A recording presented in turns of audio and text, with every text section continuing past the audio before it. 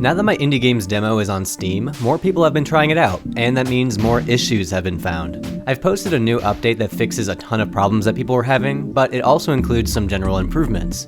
I'm always working on ways to make the game look nicer. This time I rewrote the lighting shaders to make it more simple, which I think fits the pixel art style better, but I'm probably going to be adjusting this throughout the rest of development. The other thing that I keep adjusting is the way I introduce certain game mechanics. The weapons, for example, are the main mechanic of this game.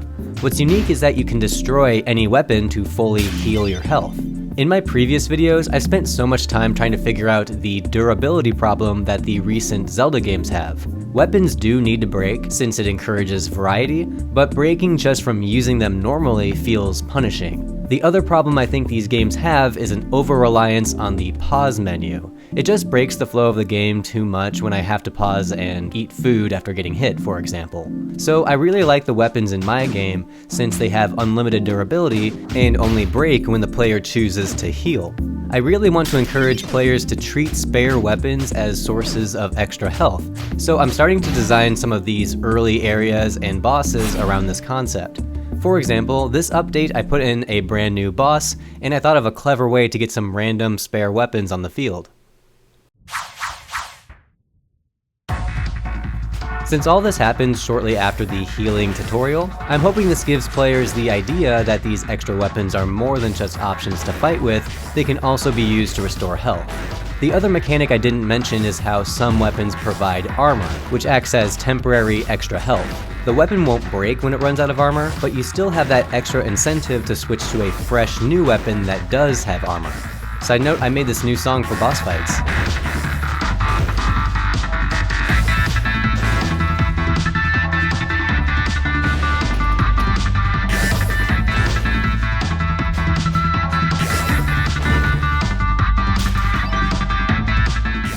In general, I want players to see weapons as truly disposable.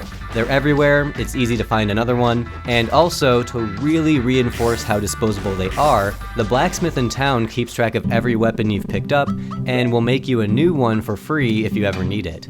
I plan to take this concept of freely spawning in new weapons a bit further, where eventually, you'll be able to create whatever weapon you want at any save point. Maybe that's too far, but I really want to give players a ton of freedom to experiment with whatever options they'd like to try out. But also, playing through the game should naturally encourage them to utilize different options.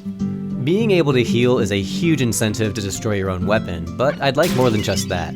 I've been experimenting with different ways to implement the magic abilities you can find, and I think I've decided that these abilities will trigger alongside any healing that you do. So the lightning ability, which hits all nearby enemies for heavy damage, is an extra effect you get for destroying your weapon, on top of the full healing. I have more magic concepts I can stack on top of this too, but I'm flexible with changing this as development progresses. There's another change in this update that I'd love to hear people's input on. I made the choice to remove the boss's health bar in this update. Instead, the boss suddenly starts turning more and more red after it loses half its health. There's obviously a huge benefit to having the bar visible.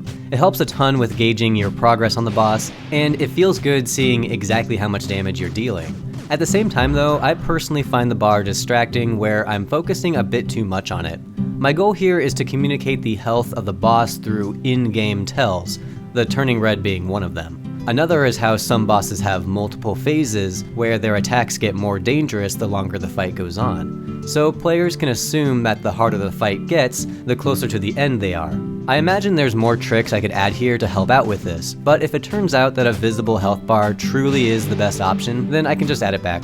By the way, adding MOONSHIRE to your Steam wishlist is an amazing way to help support the project. Thank you so much for the support, and thank you for watching.